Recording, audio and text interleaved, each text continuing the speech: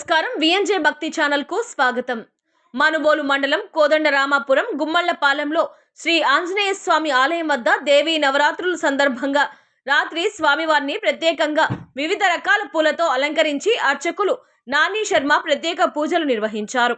అనంతరం భజన కార్యక్రమం నిర్వహించారు.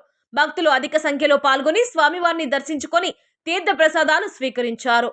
ఉభయకర్తలుగా ఉప్పల పురుషోత్తం గౌడ్, భాగ్యలక్ష్మి, వారి కుమారులు భాను ప్రకాష్ గౌడ్, నరసింహ శశిధర్ గౌడ్ వ్యవహరించారు.